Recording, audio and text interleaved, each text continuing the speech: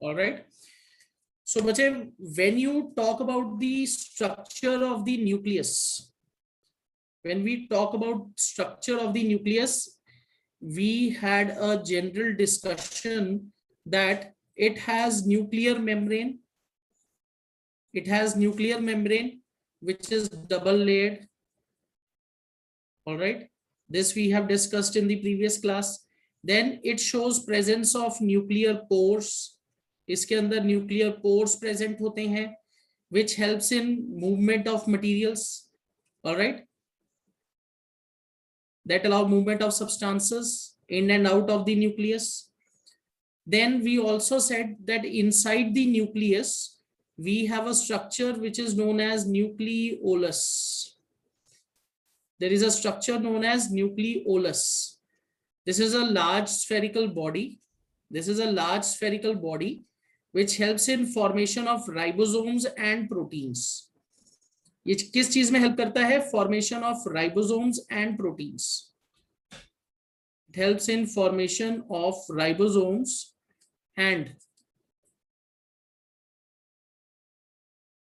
proteins. All right. Then next question is, अब हमारा next question है, अगर हम न्यूक्लियस को कमांड सेंटर बोल रहे हैं, if we are calling the nucleus command centre, what is the reason for it? ये ऐसा कैसे कर पाता है? अब इसके पीछे क्या रीजन है? ओके बच्चे, I will be sending the notes after I and the class. I will also send the next part of the chapter in the group.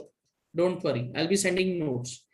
So when you talk about control and coordination mechanism of nucleus, how it is able to control and coordinate, it is due to presence of genetic material.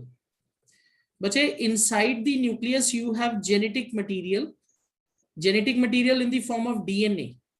All right, which is actually helping in control and coordination.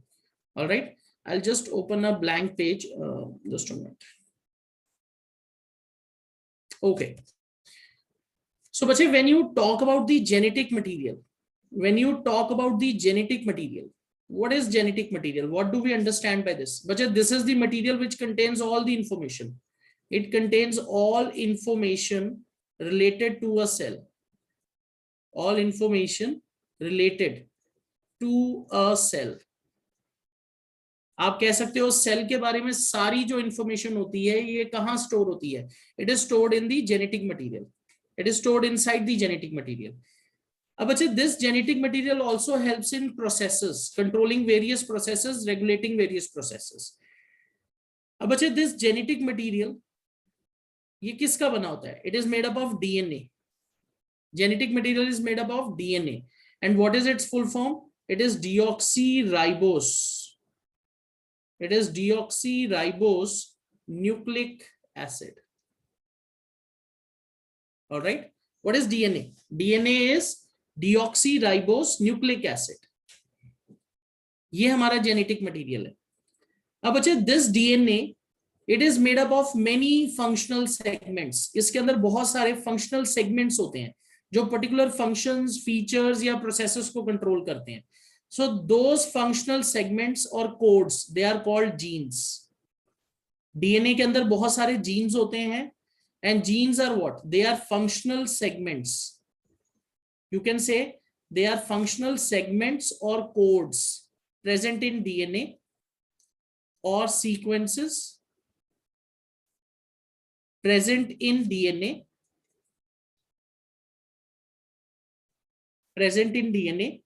which regulate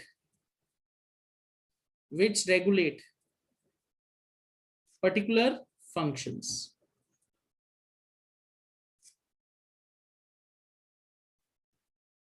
okay तो इनके अंदर functional segments होते हैं, sequences होते हैं जो क्या करते हैं?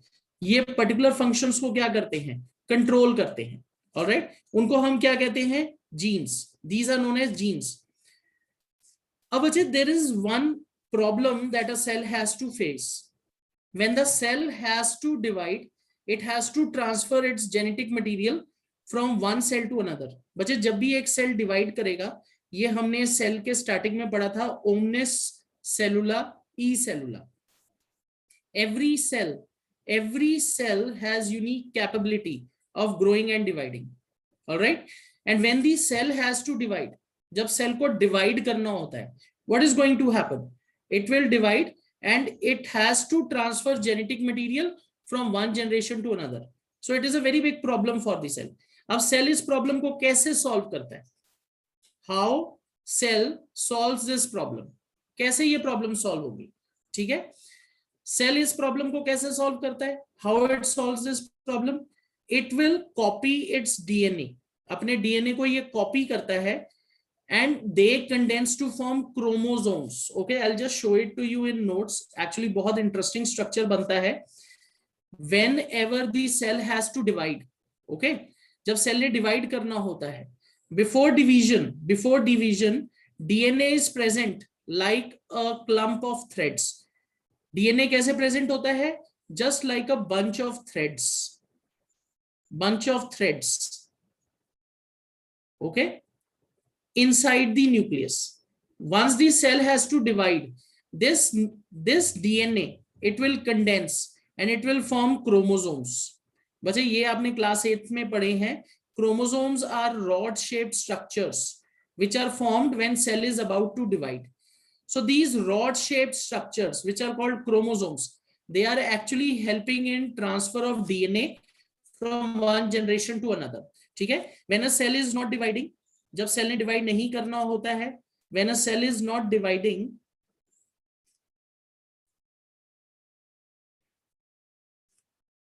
the DNA or the genetic material is present like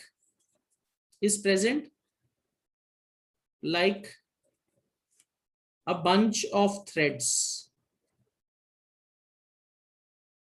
or you can say like entangled threads. जैसे बच्चे अगर हम पतंग उड़ाते हैं तो हमारे पास डोर होती है, right? So what happens sometimes, जब हम पतंग उड़ा रहे होते हैं, दे गेट एंटेंगल्ड, जिसे हम गुंजल कह देते हैं, गुंजल पड़ गई. So it is present like entangled threads. ऐसे होता है DNA when the cell is not dividing. पर बच्चे when the cell is about to divide, what you will see this DNA condenses. Prior to cell division, what happens? Prior to cell division, what happens? The DNA condenses. DNA क्या होगा? Condense हो जाएगा. DNA condenses and it will form rod shaped structures. It will form rod shaped structures called chromosomes. All right, DNA will condense. DNA condense होगा, वो क्या form करेगा? Rod shaped structures form करेगा. और इन रॉड शेप्ड स्ट्रक्चर्स को हम क्या कह रहे हैं? What are we calling them? We are calling them chromosomes. अब बच्चे chromosomes help in efficient transfer of genetic information. Chromosome किस चीज में हेल्प करते हैं? क्रोमोसोम्स हमें हेल्प करेंगे ट्रांसफर में जेनेटिक इंफॉर्मेशन की. So chromosomes are also referred to as hereditary vehicles. Chromosomes are also referred to as hereditary vehicles. What is the reason behind it? They help in transfer. They help in transport of genetic information. All right. They help in transport of genetic information from one cell to another. All right. तो हम इन्हें क्या बोलते हैं? Hereditary vehicles. Okay, so this is how DNA, genes and chromosomes, they are helping in transmission of features. All right, I just go back to my notes. इधर हम इसको थोड़ा सा क्लियरली देख पाएंगे. बच्चे what we are seeing DNA in the form of threads. These threads are known as chromatin fibers. What are these threads known as? These threads are known as chromatin fibers. All right, chromatin fibers. और बच्चे ये जो chromatin fibers होते हैं, ये जो chromatin fibres होते हैं, how are they form? They are form when they condense with proteins.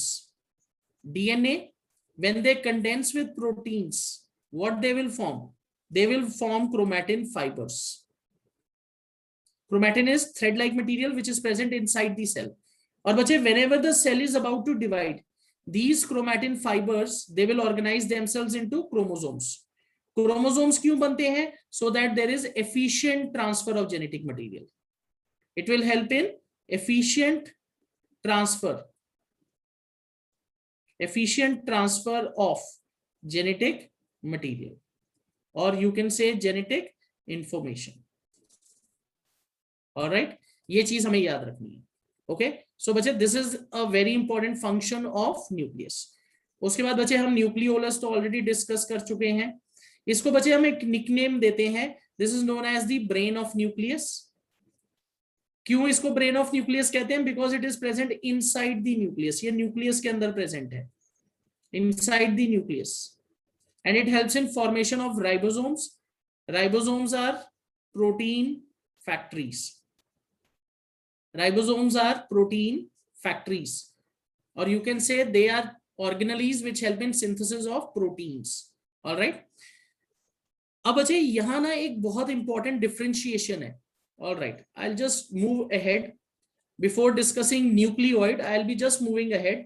बच्चे, we have two types of cells. हम दो टाइप के कॉमन सेल्स देखते हैं लिविंग वर्ल्ड में. First is prokaryotic cell, second is eukaryotic cell. हाँ जी, हरमन.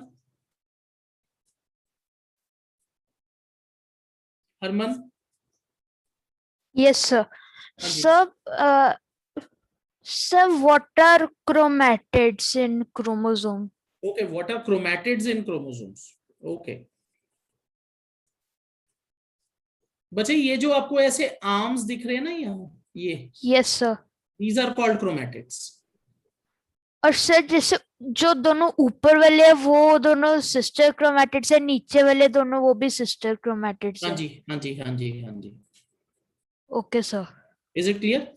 और ये बीच में एक बटन लाइक स्ट्रक्चर होता है जिसको कहते हैं centromere, which holds them together. Yes sir. I think you have studied the morphology of chromosomes. पढ़ लिया? Yes sir.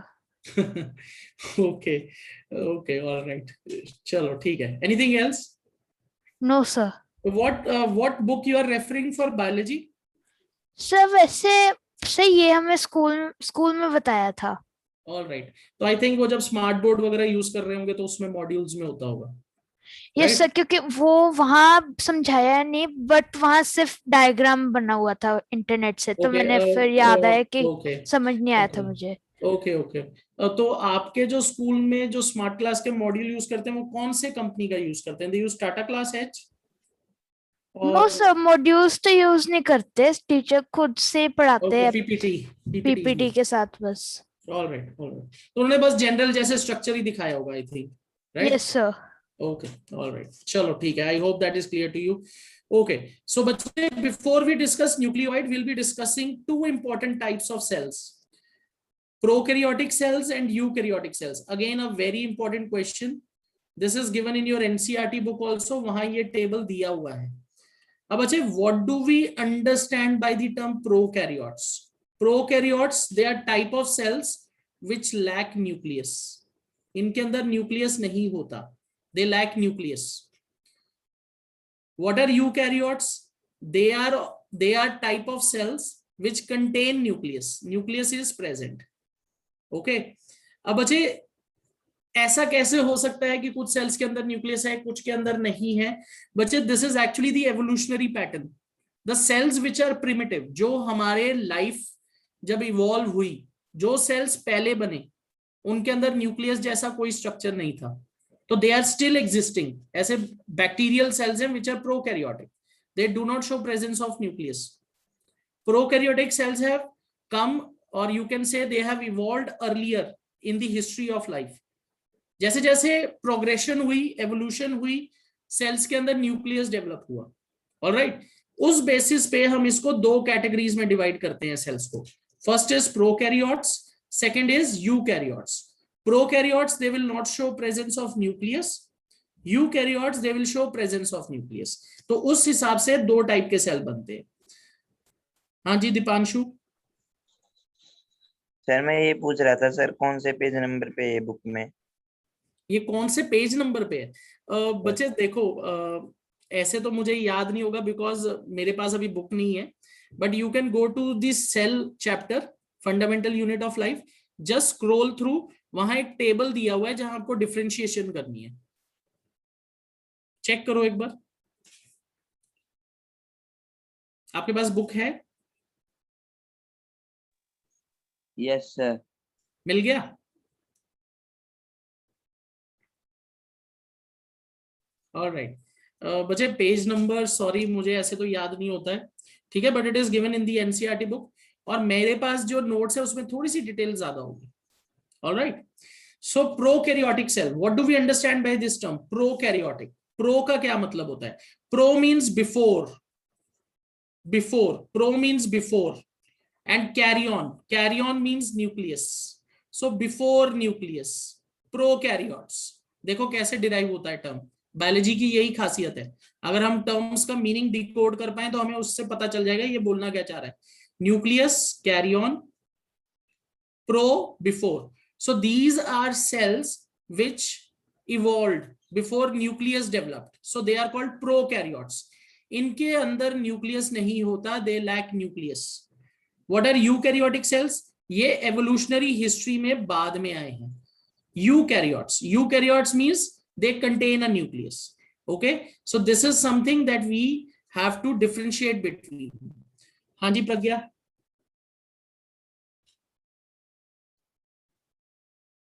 Okay, sorry, हाँ प्रज्ञा बोलो।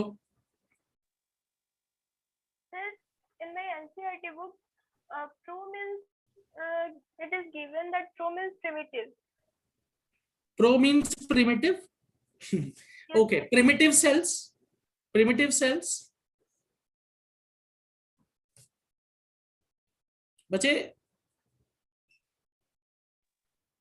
प्रो मीन्स प्रिमिटिव लिखा हुआ है, बच्चे pro means before, and prokaryotes are primitive cells जो evolution में पहले आए। यूकैरियोट्स न्यू सेल्स जो न्यूक्लियस डेवलप होने के बाद में आए। आप प्रिमिटिव बोलो या बिफोर न्यूक्लियस बोलो, they mean one and the same thing, उसमें कोई फर्क नहीं है। Okay। ऑल राइट, ठीक है, I hope that is clear. अब अच्छा इनके बीच में ना कुछ इंपॉर्टेंट डिफरेंसेस है, आपकी एनसीईआरटी के बुक में भी दी हैं, मैं उसके साथ कोरिलेट करके ही ये डिफरेंशिएशन करूंगा। When you talk about prokaryotes, in prokaryotes we do not see presence of a nucleus, there is no nucleus, no presence of nucleus, but in eukaryotes nucleus is present, nucleus is present। बच्चे prokaryotes का जो size होता है, आपकी NCERT की book में size के basis पे भी डिफरेंस है, इसलिए मैं ये यहां लिख रहा हूं। Prokaryotes generally range from, okay, they generally range from 1 micron meter to 10 micron meter, that is the size। Prokaryote का जो साइज होता है वो यूकैरियोटिक सेल से छोटा होता है generally, so 1 micron metre to 10 micron metre. तो बच्चे ये जो 1 म्यू मैंने बनाया, 1 म्यू एम, म्यू कहते हैं इसको, micron, this is known as micron metre, so 1 mu M it is equal to 10⁻⁻⁶ metre. ये बहुत छोटा साइज है। 1 माइक्रोन मीटर, म्यू का क्या मतलब है? Micron, 1 micron metre, this unit is also given in NCERT.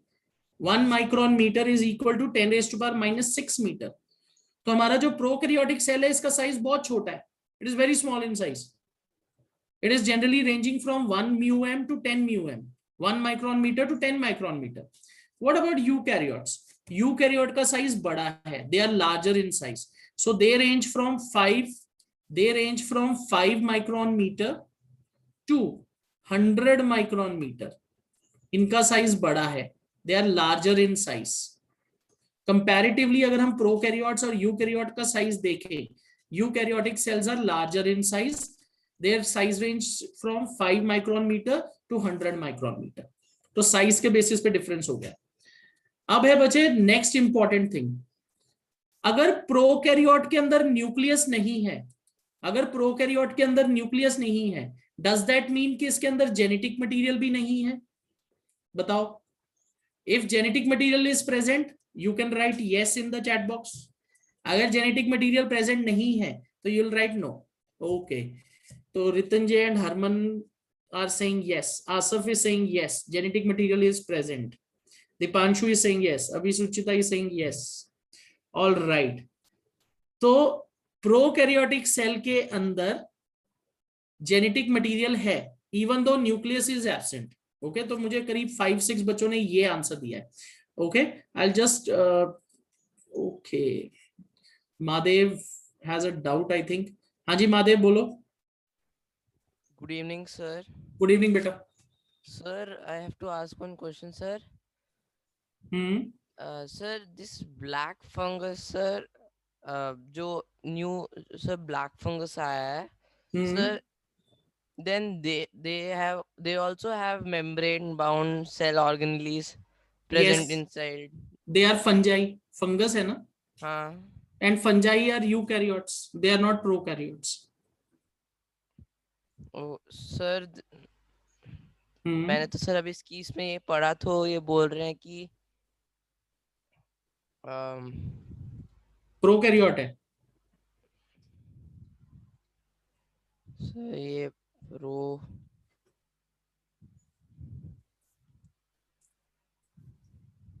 क्या पढ़ रहे हो भाई?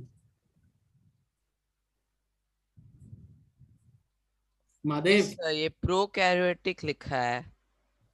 Can you read the statement? क्या लिखा हुआ है? एक पूरा मिनट स्टेटमेंट सर. पढ़ सकते हो? नहीं, एक minute sir. You are searching on Google? Yes sir. All right. So I am also searching on Google right now. Let me see what you have written. Black Oh fungi. sir, एक minute sir. Fungi का eukaryotic लिखा है. Okay. Sir prokaryotic तो नहीं है. बच्चे see. Okay. All right. Madhav, please don't go on the Google when we are in the class. You can go on to Google anytime you want, not in the class.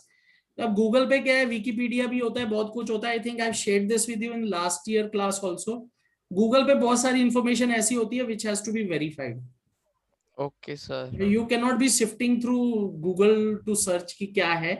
And I think I gave you a suggestion last year also, whenever you are shifting information from Google, please search for books, research papers, not on blogs और Wikipedia. Blog और Wikipedia तो कोई भी क्या भी कुछ भी लिख सकता है. मैं चाहूं तो मैं उसको प्रोकैरियोट का यूकैरियोट बना दूं, यूकैरियोट का कुछ और बना दूं. Okay, I think you got my answer. Generally जो फंजाई है वो सब क्या है, प्रोकैरियोट्स हैं भाई. Oh sorry, not prokaryote, eukaryote है. They have a nucleus. Okay, I don't know तुम कहां पढ़ रहे हो और तुमने इसको कैसे सर्च किया है. चलो let's move ahead. I have one more doubt coming up. हाँ जी अथर्वा.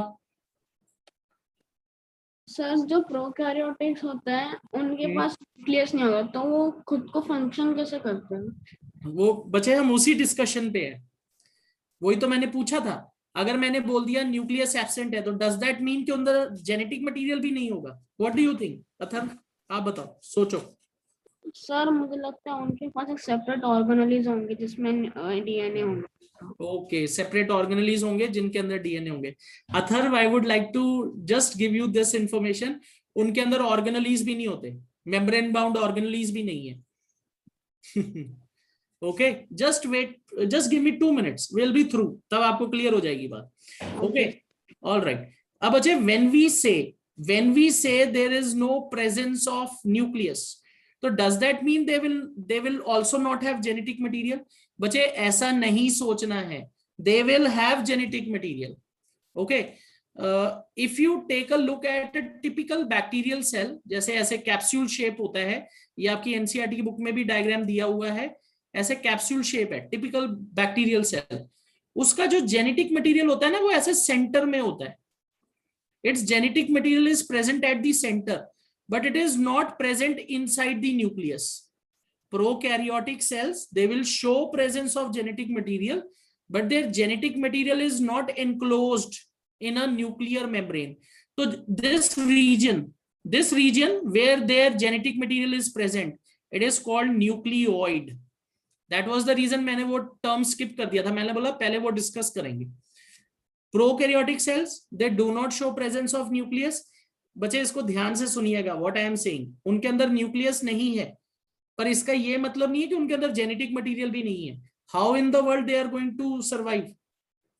अगर जेनेटिक मटेरियल नहीं होगा तो वो कैसे अपने फंक्शंस को रेगुलेट करेंगे?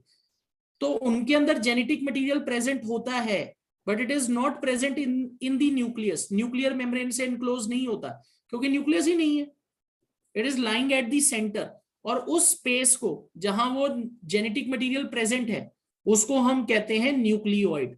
रितंजय is absolutely correct, he is given me the answer, पर थोड़ा सा स्पेलिंग गलत है, ठीक है। Is saying nucleoid, that's right, spelling is wrong, बाकी सही है। So nucleoid is the region where genetic material is present. Okay, so I hope that is clear. तो genetic material है। Another very important thing that we need to understand कि जो हमारा ये genetic material है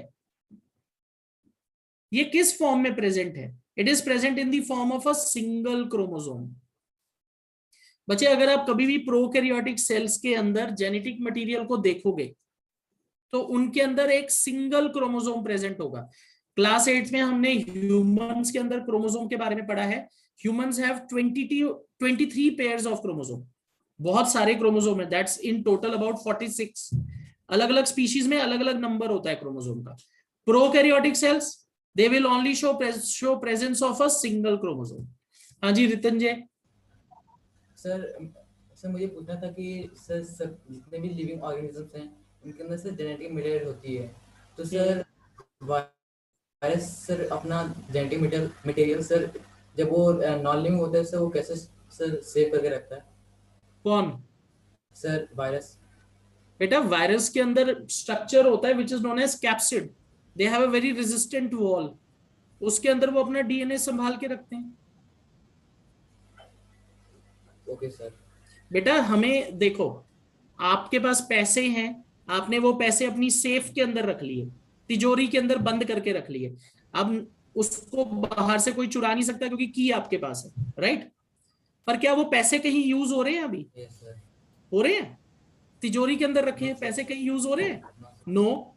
जैसे ही आपकी ये तिजोरी किसी के हाथ लग जाए जो उस चाबी को खोल सकता है, तब वो पैसे यूज कर पाएगा?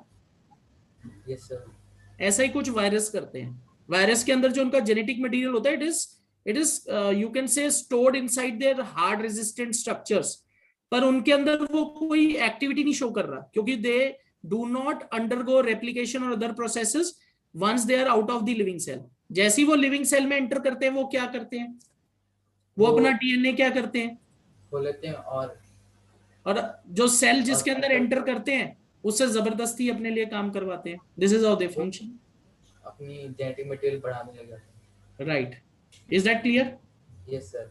ऑल राइट, ठीक है। सो बच्चे in a prokaryotic cell you will only see presence of a single chromosome, एक ही क्रोमोसोम है। But in eukaryotic cells you will see multiple chromosomes, ज्यादा क्रोमोसोम्स होते हैं, एक से ज्यादा। ओके अब बच्चे प्रोकैरियोटिक सेल में एक और बहुत इंपॉर्टेंट फीचर होता है, they do not show presence of membrane bound organelles. इनके अंदर मेम्ब्रेन बाउंड ऑर्गेनेलीज प्रेजेंट नहीं होते, जैसे endoplasmic reticulum, mitochondria, plastids, Golgi bodies, lysosomes, ऐसा कोई ऑर्गेनेली इनके अंदर प्रेजेंट नहीं होते।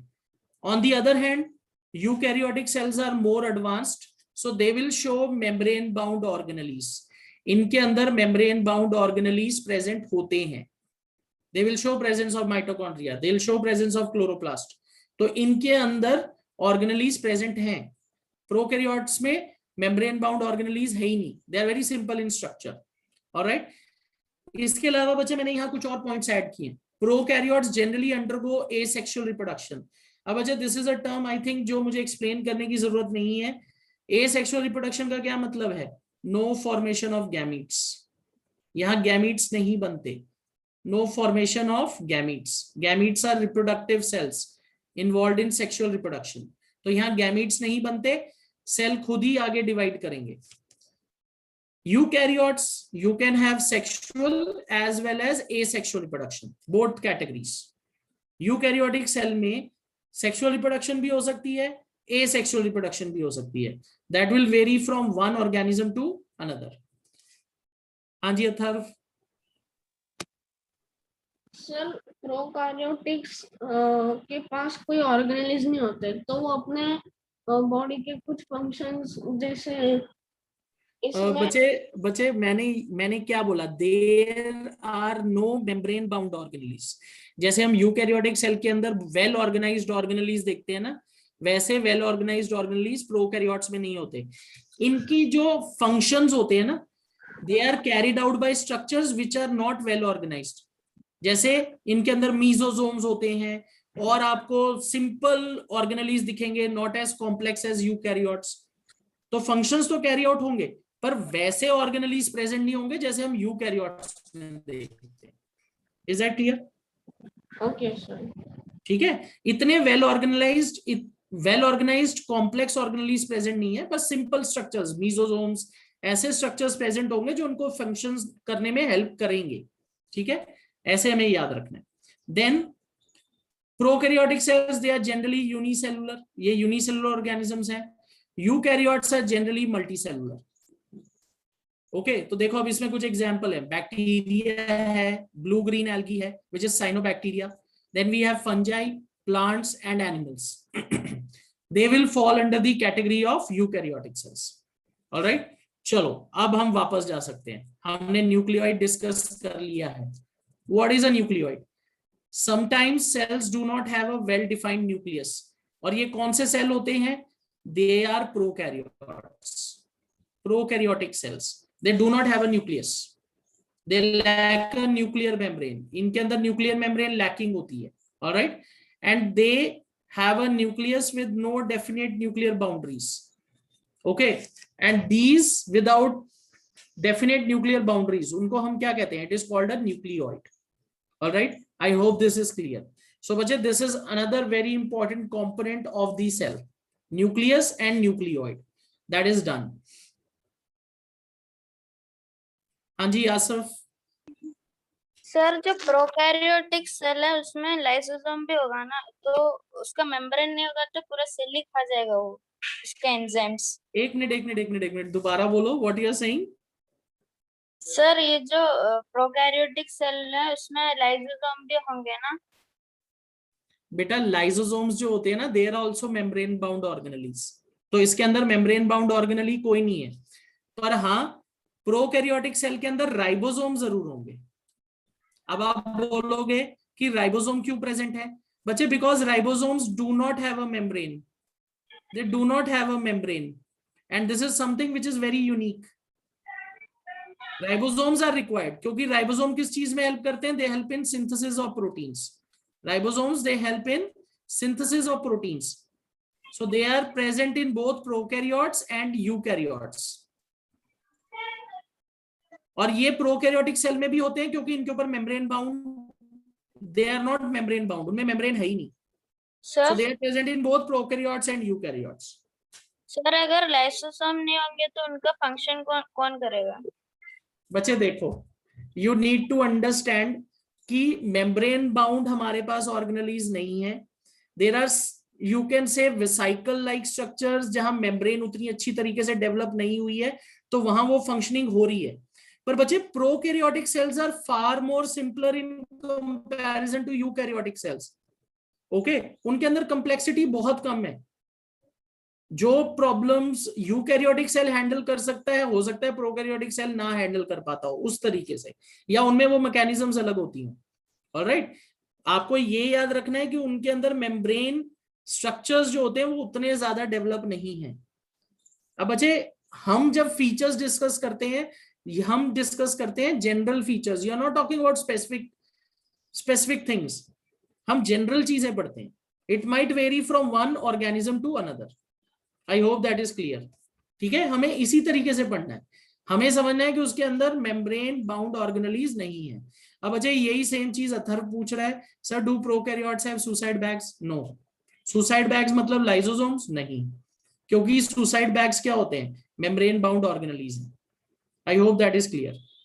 चलो, सो बच्चे, now will be moving on to the second part. हमारा जो सेकंड पार्ट है चैप्टर का, alright, We are through with nucleus. We are moving on to the second part. The second part of the chapter is now we are going to deal with cytoplasm and cell organelles. Abhijit, when you talk about cytoplasm, what is cytoplasm? Inside the cell, we have a fluid-like substance.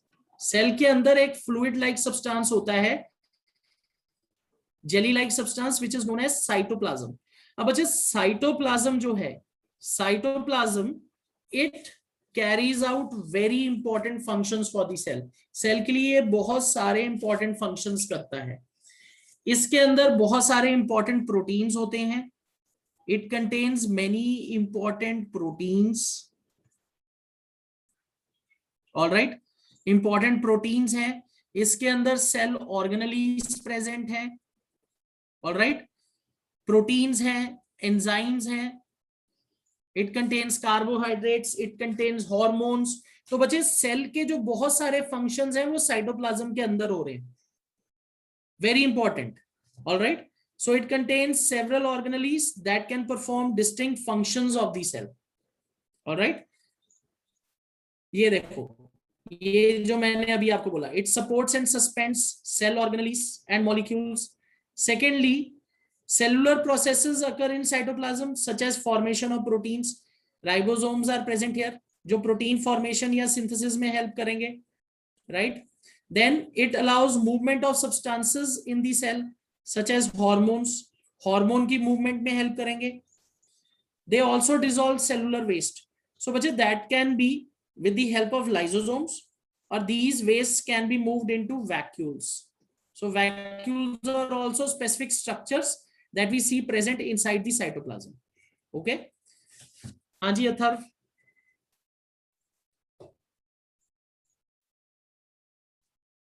Okay. Atharv has, हाँ बोलो Atharva, you have a doubt?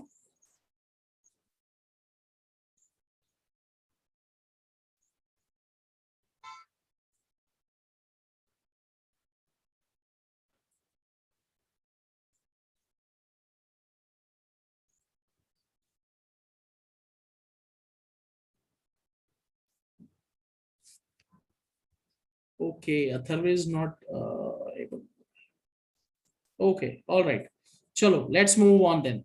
We are not going to waste much more time. Let's move on quickly. We'll be moving on to cell organelles. When you talk about cell organelles, they are specific structures. They are specific structures which are present inside the cell, and they help to carry out various functions. ये बहुत सारे important functions carry out करने में help करते हैं.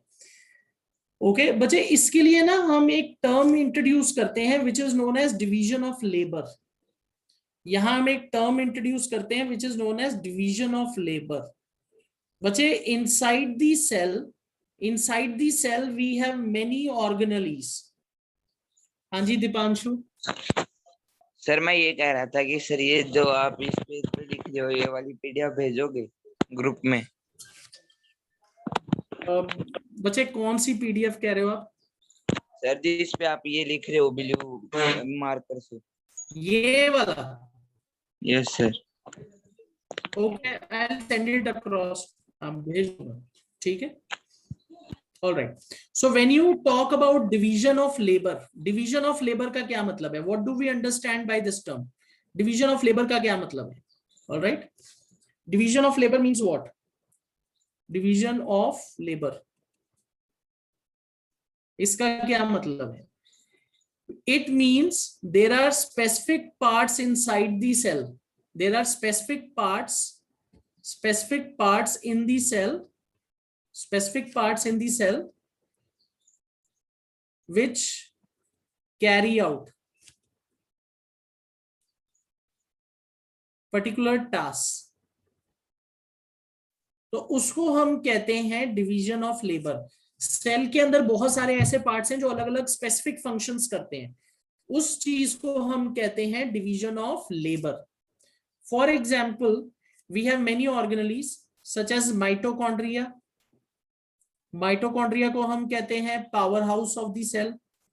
It is known as powerhouse of the cell. This is involved in formation of energy.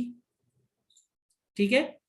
we have endoplasmic reticulum, ER, which helps in transport, synthesis of proteins and lipids, etc. ठीक है, ऐसे बच्चे और भी बहुत सारे organelles हैं. Lysosomes, lysosomes को हम कहते हैं suicidal bags and so on. तो बच्चे ये जो अलग अलग ऑर्गेनेलीज हैं, ये क्या कर रहे हैं? ये स्पेसिफिक टास्क कर रहे हैं, स्पेसिफिक फंक्शंस कर रहे हैं, जिससे सेल की एफिशिएंसी बढ़े, जिससे सेल की एफिशिएंसी बढ़े. Alright, so these organelles help in carrying out specific functions. वो स्पेसिफिक फंक्शंस कैरी आउट करने में हेल्प कर रहे हैं. अब बच्चे this is a typical cell. Okay, ये टिपिकल एक सेल है which is showing different organelles. What are we going to deal with? हम कौन से मेन ऑर्गेनेलीज पढ़ेंगे? Rough endoplasmic reticulum, smooth endoplasmic reticulum, ribosomes, mitochondria. और बच्चे क्योंकि ये एनिमल सेल है तो इसके अंदर क्लोरोप्लास्ट शोन नहीं है, क्लोरोप्लास्ट और प्लास्टिड्स वो भी हम पढ़ेंगे. तो ये जो अलग अलग ऑर्गेनेलीज हैं, ये क्या कर रहे हैं? They are helping to carrying out specific functions. इन ऑर्गेनेलीज के बारे में हम डील करेंगे. Alright, so we'll be quickly moving on. सबसे पहले आगे चलते हैं. ओके, जो सबसे पहला ऑर्गेनेली हम पढ़ेंगे, we'll be talking about endoplasmic reticulum, ER. Okay, इसका शॉर्ट फॉर्म होता है, इसको हम क्या बोलते हैं? ER, endoplasmic reticulum. ER का मेडिकल टर्म्स में एक और मीनिंग होता है इमरजेंसी रूम. ओके, पर इसका कोई इमरजेंसी रूम जैसा फंक्शन नहीं है. इसको हम ER इसके नाम के बेसिस पे बोल रहे हैं, एंडोप्लाज्मिक रेटिकुलम. अब अच्छा, देयर आर सर्टेन पॉइंट्स और फीचर्स जो मैं आपके साथ डिस्कस करना चाहता हूं बिफोर वी मूव ऑन. हमें क्या याद रखना है? First of all, endoplasmic reticulum is one of the largest organelles that you see inside the cell. बहुत बड़ा ऑर्गेनेली है. It is a very large organelle. Okay, large organelle. It is organelle which is very large. बहुत बड़ा size है इसका. Secondly, it is made up of membrane like structures. इसमें numerous membrane like structures हैं, और इसकी जो membranes हैं, they are double layered. Membranes are double layered just like plasma membrane. ये हमने initially chapter में पढ़ा था. इनके अंदर जो membranes हैं वो कैसी हैं? They are double layered just like plasma membrane. Nuclear membrane भी डबल लेयर्ड है. बच्चे ये यूकैरियोटिक सेल्स की खासियत होती है, बहुत सारे ऑर्गेनेलीज डबल लेयर्ड हैं just as the plasma membrane. जैसे endoplasmic reticulum, Golgi complex, mitochondria, plastids, ये सब डबल लेयर्ड है. ठीक है, endoplasmic reticulum is also double layered. Thirdly, इसकी दो कैटेगरीज आएंगी. First is RER which is rough endoplasmic reticulum. Second is SCR, smooth endoplasmic reticulum. RER, इसके surface पे क्या प्रेजेंट होता है? राइबोसोम्स. RER के सरफेस पे राइबोसोम्स प्रेजेंट होते हैं, इसलिए वो रफ अपीयर करता है endoplasmic reticulum. Smooth lakhs ribosomes. इनके सरफेस पे राइबोसोम एब्सेंट होते हैं. Ribosomes are absent. ऑलराइट, तो ये कुछ इंपॉर्टेंट चीजें हैं जो हमें याद रखनी है. Endoplasmic reticulum, it is one of the largest organelles inside the cell. It is very large in size. इसकी जो membranes होती हैं, they are double layered just like plasma membrane. All right, it is further of two categories, RER and SCR. RER is rough endoplasmic reticulum. Why it is known as rough? Because उसके surface पे ribosomes present होते हैं जिससे उसको rough appearance मिलती है. SCR is smooth, उसके surface पे राइबोसोम्स प्रेजेंट नहीं होते. ओके, अब चलते हैं थोड़ा सा आगे. Let's quickly discuss it's basic structure. Okay बच्चे, ये डायग्रामेटिक व्यू है. आपने ऐसे नहीं सोचना कि एंडोप्लाज्मिक रेटिकुलम ऐसा ही दिखता है. ये डायग्रामेटिक व्यू है. ठीक है, something like this but not exactly like it. Atharva sir, जो रफ एंडोप्लाज्मिक रेटिकुलम होता है उस पे राइबोसोम्स चिपके होते हैं, तो उससे क्या फर्क पड़ता है कि अगर वो चिपके हैं और स्मूथ रेटिकुलम पर नहीं है तो? ओके बच्चे हम अभी इसके फंक्शन डिस्कस करेंगे. Your question will be answered in just 5 minutes. Just wait. ठीक है, अभी जस्ट वेट फॉर 5 मिनट्स. तो बच्चे ये आपका एंडोप्लाज्मिक रेटिकुलम का स्ट्रक्चर है. बच्चे this is typically showing me rough endoplasmic reticulum. ये वाला जो है, दिस वन, ये सारा रफ है. और अगर आप ध्यान से देखोगे, it is made up of flat membrane like structures, और इनके सरफेस पे मुझे राइबोसोम्स दिख रहा है.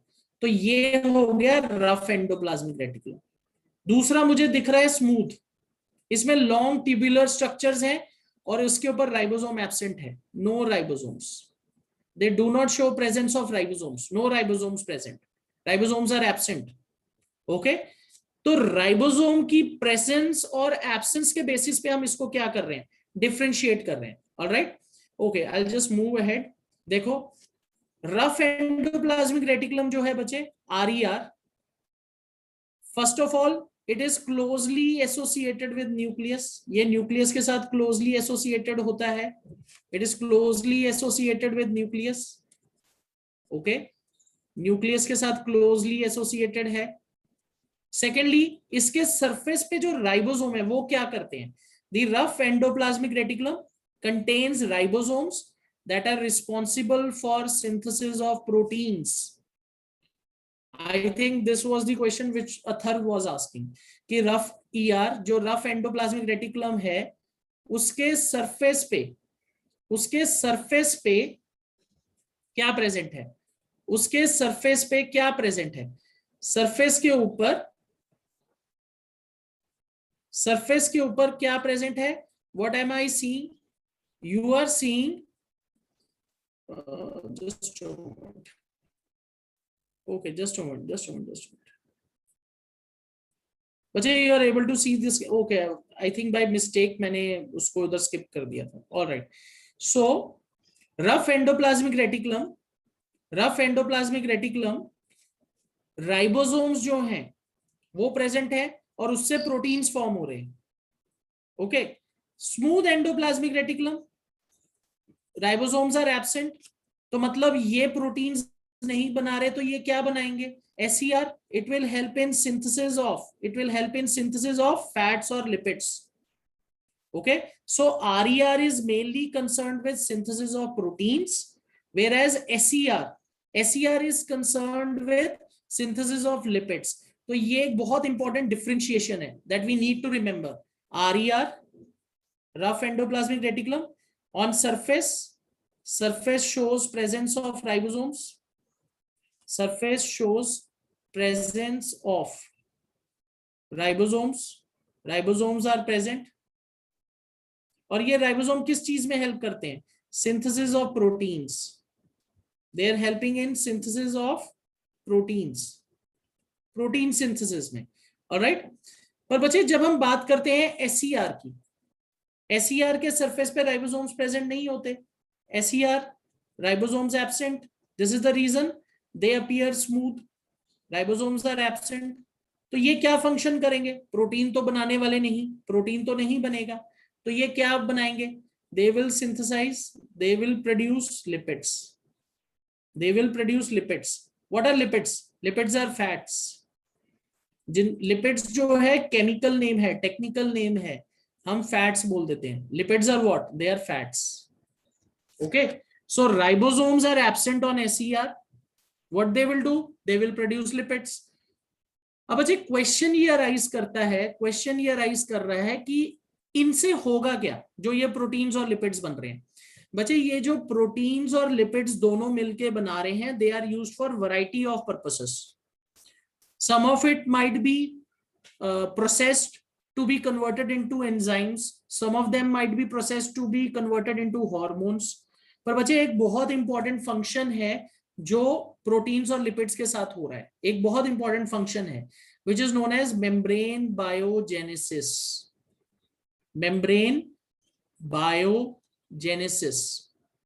बच्चे, if you remember when we were discussing cell membrane, जब हमने चैप्टर बिगिन किया था तो हमने वहां सेल मेम्ब्रेन का स्ट्रक्चर डिस्कस किया था. and I told you the cell membrane is double layered. Cell membrane क्या है? Double layered है, and it is made up of proteins and lipids. Cell membrane is made up of proteins and lipids, phospholipids. तो बच्चे membrane की synthesis के लिए आपको proteins की भी जरूरत है, लिपिड्स की भी जरूरत है. तो वो प्रोटीन्स और लिपिड्स कहां से आएंगे? They will be available from endoplasmic reticulum. RER ribosomes है, वो प्रोटीन्स बनाता है, एसईआर लिपिड्स बना रहा है. तो मेम्ब्रेन बायोजेनेसिस का क्या मतलब है? इट इज सिंथेसिस और production of new membranes. It is synthesis of new membranes. All right, it is synthesis of new membranes. और ये नई मेम्ब्रेन किससे बनती है? From proteins and lipids which are synthesized by endoplasmic reticulum. Okay, so this is a very important function. अब बच्चे इसके अलावा और ये क्या फंक्शन करता है? देखो हमने मेम्ब्रेन बायोजेनेसिस डिस्कस कर लिया. Proteins and lipids which are synthesized on ER, they are used for making cell membrane. That is membrane biogenesis. Some of the proteins can also act as enzymes. Enzymes are chemicals which are helping in you can say increasing or decreasing the rate of chemical reactions occurring inside the cells. तो उनको हम enzymes कहते हैं. बच्चे enzymes आपने digestive system में पढ़े हैं. Enzymes are chemical substances which help in digestion. They can also alter the rate of reaction. तो they are manufactured from proteins. उसके बाद अगर आप देखो, there are proteins and lipids that can act as hormones. There are certain proteins and lipids which can act as hormones. Hormones भी आपने class 8 में पढ़े हैं. They are special chemicals which help in control and coordination. तो बच्चे देखो ये कुछ जनरल फंक्शंस हैं लिपिड्स एंड प्रोटीन्स के. अब बच्चे इसके अलावा और क्या फंक्शनिंग करता है एंडोप्लाज्मिक रेटिकुलम? बच्चे they act as transport channels. They act as transport channels. They help in transportation of material between different parts of the cytoplasm and also between nucleus and the cytoplasm. ये बच्चे transportation में भी help करेगा. किस चीज की transportation? Transportation of material between different parts of the cytoplasm and between nucleus and cytoplasm. So they are acting as transport channels. Okay. एक और बहुत जो important function है, that is function of SER, smooth endoplasmic reticulum. बच्चे they are found in large quantities in liver cells. They are found in large quantities in liver cells. liver cells के अंदर इनका number बहुत ज्यादा होता है. क्यों? वहां ये क्या रोल प्ले करते हैं? They help in detoxifying. They help in detoxifying poisons and drugs. Very important. बच्चे अगर आपसे पूछा जाता है जनरल फंक्शंस बताइए हमें, तो they help in transportation of materials between the nucleus and the cytoplasm और different parts of the cytoplasm. ये किस चीज में और हेल्प करते हैं? स्मूथ एंडोप्लाज्मिक रेटिकुलम को अगर हम पर्टिकुलरली देखते हैं बच्चे, it is helping in removing poisons और टॉक्सिन्स फ्रॉम द बॉडी. और इसका जो नंबर होता है, it is present in large quantities. It is present in large quantities inside the liver cells. ये वहां प्रेजेंट होता है. और अगर जनरल फंक्शंस बताना चाहते हो तो वो प्रोटीन्स और लिपिड्स बनाते हैं which helps in membrane biogenesis. Okay, तो ये कुछ इंपॉर्टेंट फंक्शंस हैं बच्चे which are related to ER. Alright, I hope this is clear. Okay, all right. So I think bache we have to end our session here. We have come to the end of time now. Time हमारा खत्म होने जा रहा है. So bache next class when we meet up on Saturday, we'll be discussing Golgi apparatus. Golgi apparatus से हम start करेंगे. So today we'll be winding up our session at endoplasmic reticulum. आज ER पे हम सेशन हम क्या करेंगे? खत्म करेंगे.